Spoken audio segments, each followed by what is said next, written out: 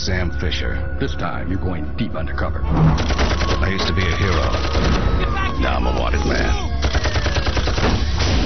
I used to hunt terrorists. Now I am one. You have a little problem. I used to take orders. Finish your mission. Now I execute them. I become a double agent. Tom Clancy, Splinter Cell double agent. Double Agent is the fourth installment in the Splinter Cell series, following the original Splinter Cell Pandora Tomorrow, and Chaos Theory. Double Agent was developed and published by Ubisoft and was released on the Xbox 360 on October 19, 2006. There were also slightly different versions of the game released on other consoles such as the PS2, the Wii, the GameCube, and more, and eventually the PS3 received Double Agent in March 2007. In today's review, we will be looking at the Xbox 360 and the PS3 versions of the game. Anyway, let's not waste any more time and get right into it.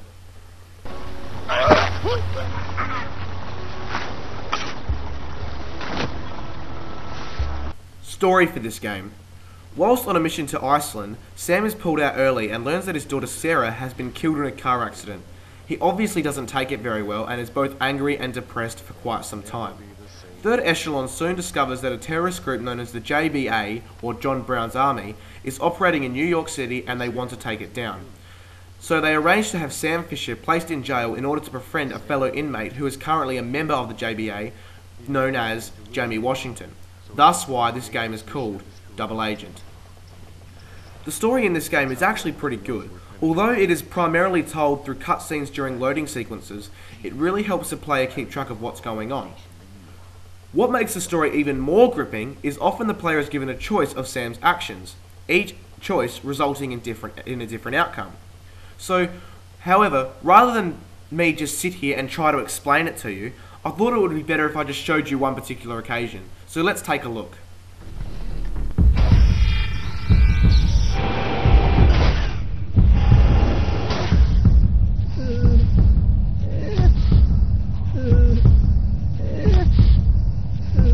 Sam Fisher, glad you're here. I was getting a little tired. I'd like you to meet Cole Yeager. You might recognize him as the pilot from the news helicopter that Jamie was stupid enough to bring here.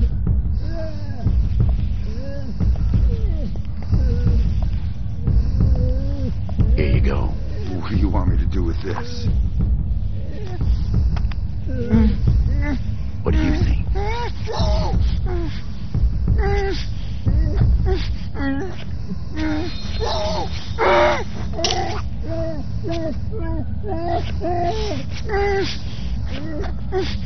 decisions.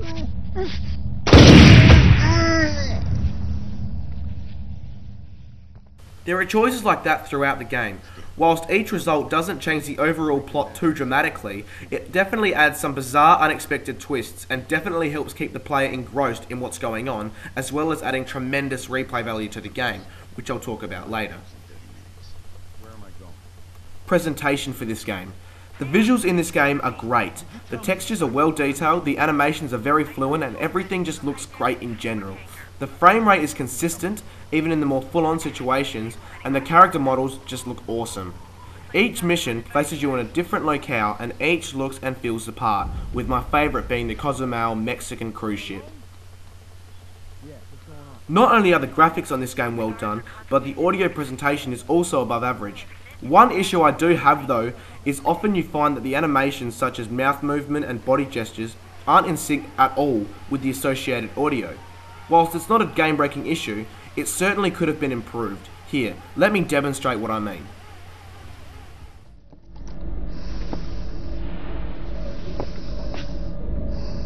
The longer you make me wait, the less I like you. You know that?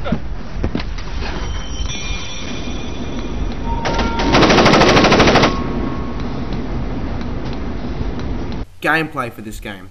Now this is where it gets complicated, because there are so many good things about Splinter Cell and such a short time to mention them in. Splinter Cell Double Agent offers loyal players of the series something much different from past titles. Gone is the light and shadow stealth meter, and in its place is a small light indicator, which is green when you are a ghost and completely invisible to people, yellow if you're visible, and red if you're exposed. Now, I do know that many players weren't happy with this, as they were so used to the previous 3 titles giving them what they were used to. However, it did offer a much greater challenge, and it wasn't all that difficult to get used to. Another thing that was done differently in Double Agent is that some missions took place during broad daylight. There were almost no hiding places. Again, this pissed some people off, but it added a greater level of challenge to the game, as players were forced to rely on objects for cover rather than just dark corners. One particular mission that comes to mind is the Kinshasa mission, where not only is it broad fucking daylight, but you're in the middle of a massive gun battle, which made it even harder to remain undetected. Many of the moves from past Splinter Cell titles are present here, including the split jump, inverted neck break, the balcony kill, and even a stealthy grab from beneath the water. There are also a number of cool new moves, with my favourite being the one where you grab an enemy from underneath the ice and pull him to his doom.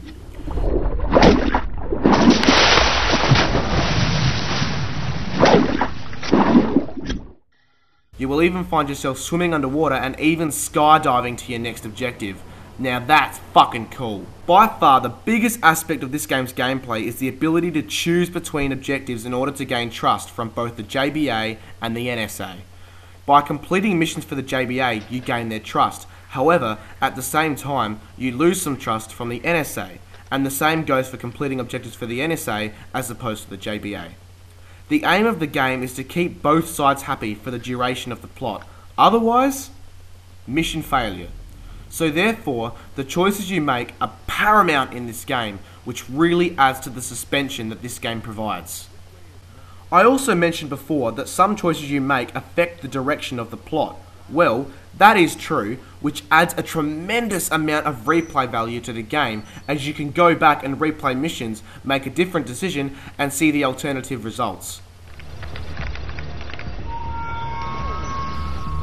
The game isn't without its faults though. The PlayStation 3 version especially has loading times up the fucking arse. Seriously, every time you get to a checkpoint, before every mission, and even when you fucking boot up the game initially, there are so many loading times. Now, it's not so bad on the Xbox 360 version, but it's still an annoyance. Another minor thing that annoys me is some of the JBA HQ missions when you are given ridiculous amounts of time to complete a few objectives. Now, most of the time it's not that bad, but sometimes you have like 10 to 15 minutes to go when you are finished and find yourself just fucking standing around waiting. Now, there is no option to speed up time either, so you're just fucking stuck, waiting. So you have to be patient. My advice, finish your shit and then go take a fucking shit or something. Seriously, you have plenty of fucking time, as you can see. Now, the final thing I will say, and now I'm just nitpicking, is that although the stealth style of gameplay is awesome and addictive, you have to question the level of intelligence and the vision power of some people in this game. Hello? Are you fucking serious? How can this dickhead not see me? I'm right outside the window, you fucking idiot! Open your fucking eyes! And you've got to be kidding. G'day, Moss. G'day, mate, how are ya? I mean, I'm just outside this brightly illuminated room about a metre away from you on the other side of clear glass, just in case you weren't aware that I was there, you fucking moron! Oh, hey, wait! Now that's just rude. Yeah, as I said, nitpicking. It's by no means a game-breaking issue, it's just that you often wonder how people would go in real life when people aren't this fucking dumb and aren't this fucking blind.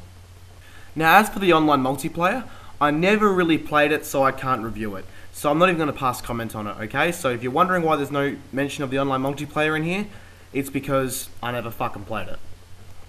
Overall, Splinter Cell Double Agent was an awesome game. The Splinter Cell stealth style of gameplay is addictive as hell to some people, including myself, and although this game kinda strayed away from past formulas, it was still a great success and an absolute blast to play. The story was good and intriguing, the audio-visual presentation was well done, with only a few minor hiccups, and most importantly, the gameplay was awesome and addictive as always, and it offered a bit more of a challenge than past Splinter Cell games. Overall, this game gets an 8 out of 10. Well done, Fisher. Well done.